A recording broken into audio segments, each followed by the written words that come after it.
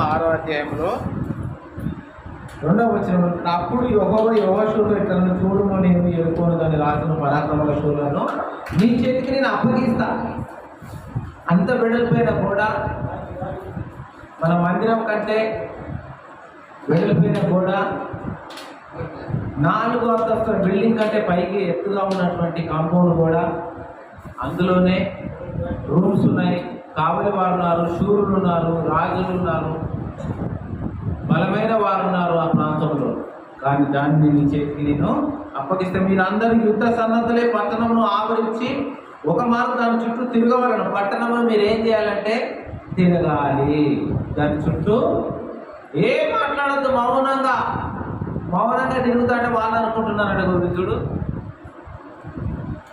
ఆ పట్టణంలో చూస్తారట, జనం తినే చుట్టూ తిరిగిళ్ళు చేత కాకుండా పోయి పండుకున్నారు. ఏదైనా చేద్దాం అనుకున్నారు కానీ మన బలాన్ని చూసి, మనల్ని చూసి వాళ్ళు రాలేకపోయిళ్ళు అనుకున్నారు. మళ్ళీ 2వ రోజు మళ్ళీ లేచింది వీళ్ళు, మళ్ళా చుట్టూ తిరుగుతాళ్ళు. ఎందులో వీళ్ళకి ఏమైనా పిచ్చి పట్టిందా? చుట్టూ తిరుగుతాళ్ళు. 2వ రోజు తిరిగిళ్ళు, 3వ రోజు తిరిగిళ్ళు, 4వ రోజు తిరిగిళ్ళు, 5వ రోజు తిరిగిళ్ళు. వాళ్ళకి అనిపిస్తుంది ఎంత పిచ్చోళ్ళు, మనల్ని ఏదో చేద్దాం అనుకొని వస్తాడు.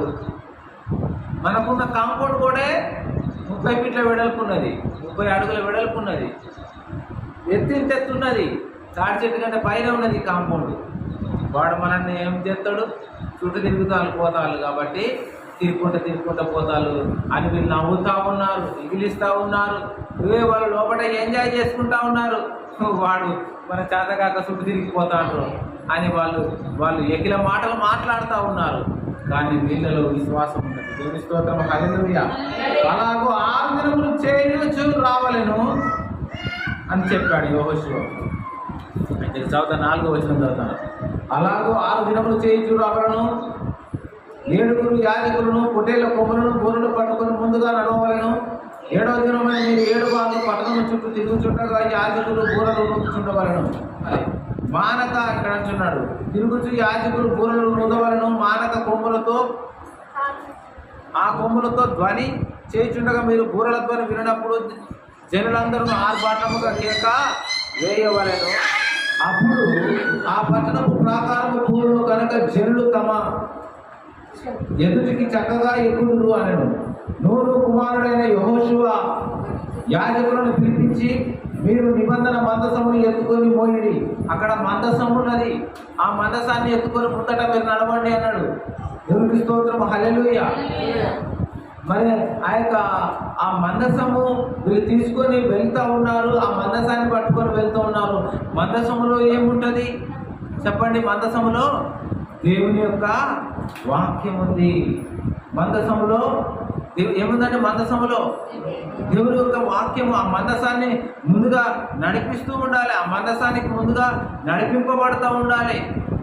కానీ వీళ్ళు వెళ్తూ ఉన్నారు, ఆ పట్టణాన్ని వెళ్తూ ఉన్నారు. నూను కుమారుడైన యెహోషువకు యాజకులను పిలిపించి, మీరు నిబంధన మందసము ఎత్తుకొని మోయిడి. 7 యాజకులు యెహోవా మందసములకు ముందుగా పొట్టేలు కొమ్ములు బూరలను 7 పట్టుకొని నడవగలను వారికి చెప్తా ఉన్నాడు యాజకుడు చెప్పినది చేయాలి. ఏం చేయాలండి? ఇశ్రాయేలు ప్రజలందరూ, అన్ని లక్షల మంది, యాజకుడు, మా నాయకుడు ఏదైతే చెప్తున్నాడో దాన్ని ఖచ్చితంగా చేయాలి. వాళ్ళు ఆ యాజకుడు ఎలా చెప్పాడో ఆ యాజకుడు చెప్పినది చేయడానికి వాళ్ళు ముందుగా వచ్చారు. దేవునికి స్తోత్రం, హల్లెలూయా. అంతమందం 30 అడుగుల ఎత్తు, కానీ వారు దాన్ని దాటి వెళ్ళాలి. 7వ వచనం ఇక్కడ 10వ వచనం చదువుతాను కదండి, 9 నుంచి. యోధులు బూరలు నూరుచున్న యాజకులు ముందుగా నడిచిరి. దండు వెనుక భాగము మందసము వెంబడి వచ్చెను. యాజకులు వెళ్ళుచు బూరలు ఊదుచుండిరి. మరి యెహోషువ, మీరు కేకలు వేయడని నేను మీతో చెప్పు దినము వరకు మీరు కేక వేయ. నేను ఒక విషయం చెప్తా, ఏమంటున్నాడంటే, నేను కేక వేయి అన్నప్పుడు మాత్రమే మీరు కేక వేయాలి. అప్పటి వరకు నిశ్శబ్దంగా నడవాలి, సైలెంట్గా వెళ్ళిపో. ఎవ్వరు నోటికి వెళ్ళి అమ్మ తిన్నావా, కూర ఏం కూర వండినావు అనుకుంటూ నడతలేరు. లేదా అమ్మ ఏ సంగతి అనుకుంటూ నడతలేరు, ఏదయ్యా అనుకుంటూ నడతలేరు. మీరు నడవాలి. ఆ ఏరుకో చుట్టూ నడవాలంటే సైలెంట్గా నడుస్తున్నారు. యాజకుడు మన నాయకుడు ఎలా చెప్పాడో మనం అలాగే నడుస్తూ ఉండాలని నడుస్తూ ఉన్నారు. అందుకని చూడండి, కేక వేయవద్దు, మీ కంఠ ధ్వని వినబడవద్దు, మీ కంఠముల నుంచి ఒక ధ్వని కూడా రావద్దు. కొంతమంది వాక్యం వస్తారంటే వాళ్ళు ముచ్చట పెడతాను. చాలామంది, నేను కూడా సేవకులను చూశాను, విశ్వాసాలను చూశాను, సంఘ పెద్దలను చూశాను. అందరూ అటు వాక్యం వస్తాను ముచ్చట వేరే. హల్లెలూయా అట్లా చేయకూడదు. అయితే కేక వేయద్దు, మీ కంఠ ధ్వని వినబడవద్దు, మీ నోట నుండి ఏ ధ్వని రావలదు, ఏ శబ్దం కూడా మీ నోటి నుంచి రావద్దు. Silent, silent. ఒక పిన్నిస్ కింద పడితే శబ్దం వినపడాలి, అట్లా సైలెంట్ ఉండాలి. నేను చెప్పినప్పుడే మీరు కేక వేయవలను, జనులకు ఆజ్ఞ ఇచ్చాను. నేను ఒకసారి చెప్తా, అప్పుడు మీరు కేక వేయండి. హల్లెలూయా.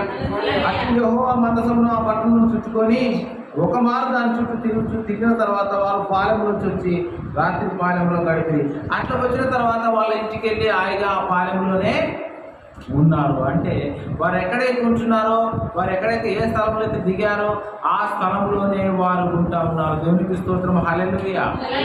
అయితే వాళ్ళు అలా ఉంటున్నటువంటి సమయంలో నేను చెప్పాను, కేక వేయవద్దు. ఎప్పుడైతే నేను కేక వేయాలనుకుంటానో, మరి ఎందుకు వాళ్ళని సైలెంట్గా ఉంటున్నాడు దేవుడు? ఎందుకు వాళ్ళని సైలెంట్గా మీరు ఉండాలి అంటున్నాడు అంటే, యుద్ధము యెహోవాదే. దేవునికి స్తోత్రం. హల్లెలూయా. యుద్ధం ఎవరిదండి? యెహోవాదే. యుద్ధం యెహోవా చేస్తాడు. మీరు ఊరికే నిలిచిండి చూడుడి. ఎలా ఉండాలట? ఊరకనే మీరు నిలిచుండండి. దేవునికి స్తోత్రం. హల్లెలూయా. చూడండి, 2వ కొరింథీయులకు రాసిన పత్రిక, 2వ కొరింథీ చూడండి, 2వ కొరింథీ రాసిన పత్రిక 10వ అధ్యాయము, 2వ కొరింథీ 10 3-5 చదవండి. 2వ కొరింథీ త్వరగా.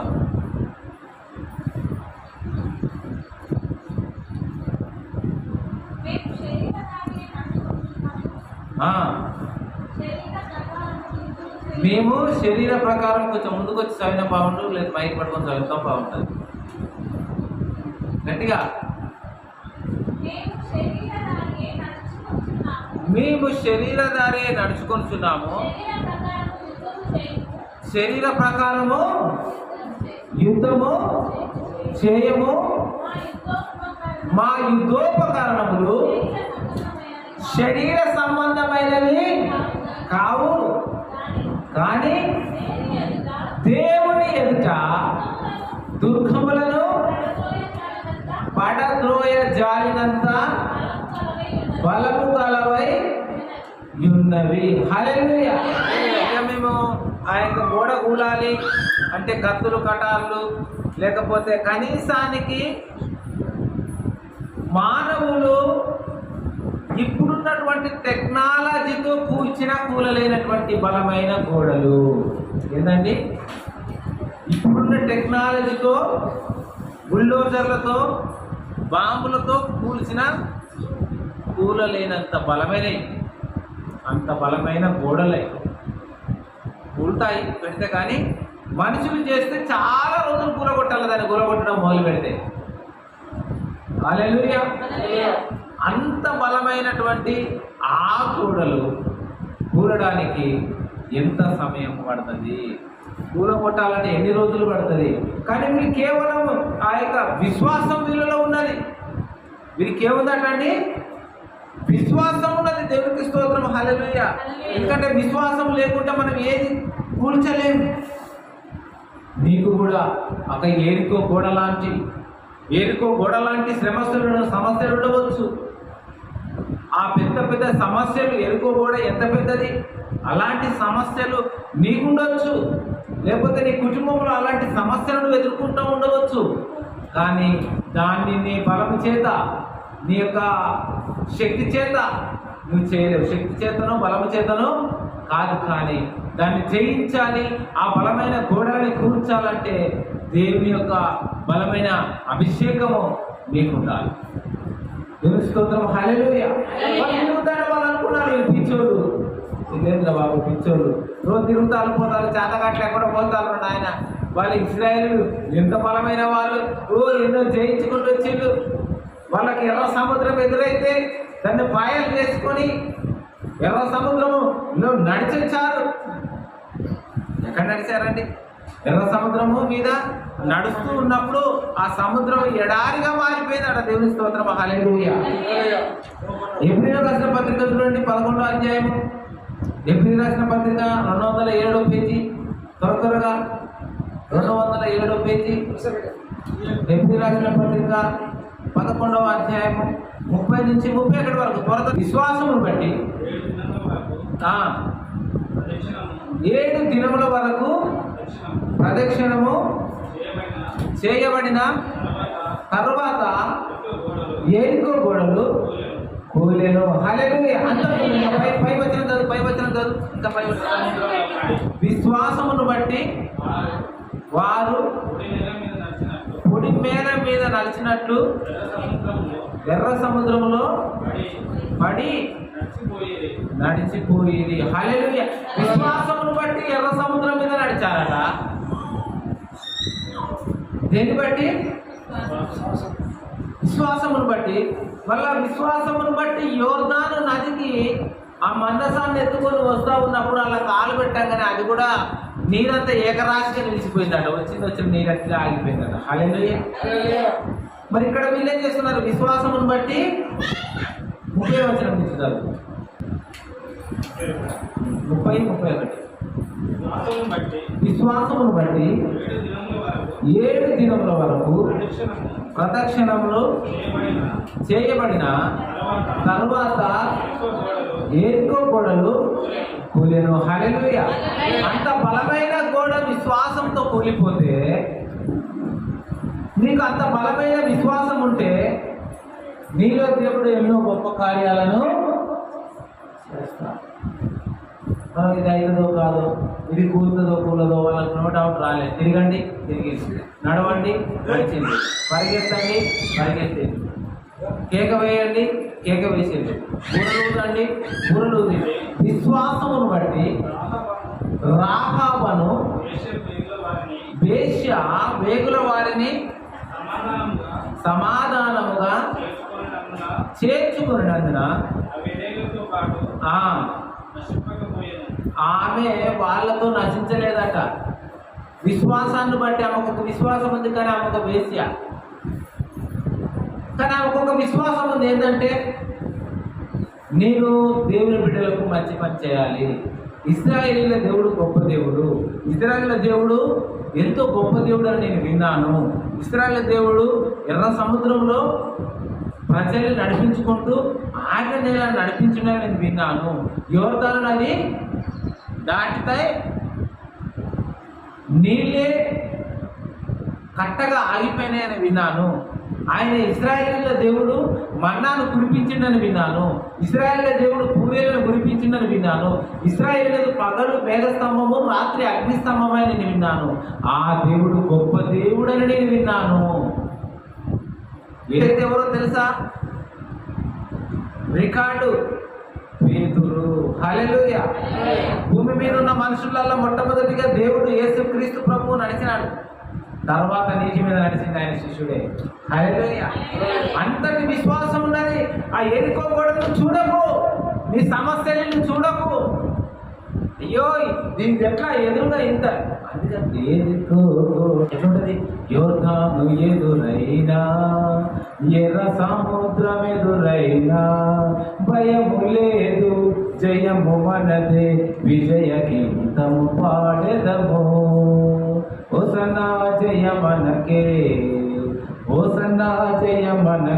జయం, మనం విజయ గీతం పాడదాం, విజయంతో దేవుని స్తుతించుదాం. అది ఎట్లా తెగిపోతుంది, అది ఎట్లా పడిపోతుంది అనుకుంటున్నాడు. ఆయనైతే పేతురు కూడా సముద్రం మీద నడిచాడు. అబ్రహాము విశ్వాసంతో, ఇక్కడ మనకి ఏంటంటే మెయిన్ విశ్వాసాన్ని మనం చూడాలి. అబ్రహాము విశ్వాసం ఆయన చూడగానే, విశ్వాసం అన్నది నిరీక్షింపబడు వాటి యొక్క నిజ స్వరూపము. అదృశ్యమైన వాటిని కంటికి కనపడితేనే నమ్ముతా, నా కంటికి కనపడితేనే నమ్ముతా. నిజంగా ఆ దైవ సేవకుడు కొన్ని మాటలు మాట్లాడినప్పుడు అది ఎట్లా కూలింది, కవాతు చేత కూలింది అంటే నేను కవాతు చేత కూలడానికి అది నేను చిన్నప్పటి కూడా కవాతు చేత కూలడానికి ఆ కవాతుతో క్రాకించి కూలిందా? ఊరుకపోయినాయట. ఇంకొక విషయం తెలుసా, వీరికైతే ఎవరైతే సహాయం చేశారో, ఎవరైతే ఆ యొక్క యెహోషువ వేగుల వారిని పంపించి ఇదిగో ఏరుకో పట్టణంలోకి మీరు వెళ్ళండి, స్తోత్రం హల్లెలూయా. యాకోబు రాసిన పత్రికలు కూడా అంటాడు, ఓర్పు పట్టుదల కలిగి ఉండాలి. ఇదిగో నేనేదో బలంతో ఉరుకుతా, ఇదంతా మన ఈ బలం ఎన్నడూ పని చేయదండి. దేవుని స్తోత్రం హల్లెలూయా. మనం అనుకుంటాను బలంతో ఉరుకుతామంట. ఒకడాట శరీరంతో పోరాడుతానంటాడు, మనం బుద్ధితో పోరాడుతామన్నాడట. ఇప్పుడు బుద్ధి గొప్పదా, శరీరం గొప్పదా? అరే అది ఉన్నది బాబు అంటే బుద్ధితో జరుగుతుందా అంటే శరీరంతో జరపాలి, కానీ శరీరంతో కూడా జరగాయి కొన్ని. హల్లెలూయా. అందుకనే మనం అనుకుంటాం నా పని నేను ఏదైనా చేయగలను, నేను ఏదైనా చేస్తా, నాకు అధికారం ఉంది, నాకు హక్కు ఉంది అని అంటే మన తలంపులు వేరు. హల్లెలూయా. నీ తలంపులు వేరు, నా తలంపులు వేరు. నీకు నాకు తలంపులు చాలా విధిగా ఉంటాయి, చాలా వేరువేరుగా ఉంటాయి. దేవుని స్తోత్రం హల్లెలూయా. ఎందుకంటే యెషయా గ్రంథం చూడండి 55వ అధ్యాయము 8-9 వచ్చిన త్వరగా. ఆకాశములు భూమి పైన ఎంత ఎత్తుగా ఉన్నాయో మీ మార్గముల కంటే నా మార్గములు మీ తలంపుల కంటే నా తలంపులు అంత ఎత్తుగా ఉన్నవి. హల్లెలూయా. అయితే మన ఆలోచన వేరండి, గమనించండి. మన ఆలోచన వేరు, దేవుని ఆలోచన వేరు. 12వ వచనం చదువు. ఉదయమున యెహోషువ 12వ వచనం. ఉదయమున యెహోషువ లేవగా యాజకులను యెహోవా మందసం ఎత్తుకొని మోసిరి. 7 యాజకులు పొట్టేల బూరలు 7 పట్టుకొని నిలువక యెహోవా మందసమునకు ముందుగా నడుచుతూ బూరలు ఊడుచూ వచ్చింది. యోధులు వారికి ముందుగా నడిచింది. దండు వెనుక భాగము యెహోవా మందసము వెంబడి వచ్చింది. యాజకులు వెలుచు బూరలు ఊడుచూ వచ్చింది. అటు 2వ దినమున వారొకమారు పట్టణమును చుట్టూ తిరిగి పాలెమును మరలా వచ్చింది. 6 దినములు అలాగున చేయవచ్చింది. 7వ దినమున వారు ఉదయం చీకటితో లేచి 7 మారులు ఆ ప్రాకారం పట్టగానే పట్టణం చుట్టూ తిరిగిరి. ఆ దినమున మాత్రమే వారు 7 మార్లు పట్టణం చుట్టూ తిరిగి ఆ చివరి రోజు మాత్రం 7 సార్లు తిరుగుతారు. ఆయనకి ఎన్నైనాయండి? 13 అయినాయి. రైట్. ఇలాగో ఆజ్ఞ ఇచ్చాను, కేక వేయడని యెహోవా ఈ పట్టణమును మీకు అప్పగించుచున్నాడని చెప్పాడు. హల్లెలూయా. 7వ మారు బూరలు ఊదగా యెహోషువ జనులకు ఇలా ఆజ్ఞాపించాడట, ఇలాగో ఆజ్ఞ ఇచ్చిన, కేక వేయండి, యెహోవా ఈ పట్టణమును మీకు అప్పగించుచున్నాడు. ఈ పట్టణమును దీనిలో ఉన్నది యావత్తును యెహోవా వలన శపింపబడను. రాహాబను వేశ్య మనము పంపిన దూతలను దాచిపెట్టిన కనుక ఆమెను ఆమె ఇంటినున్న వారందరూ మాత్రమే బతుకుదురు. లాస్ట్కు దిబ్బని కట్టుకున్నది కదా, ఎర్రతాడు, ఆమెను మాత్రం బ్రతకనిద్దాం.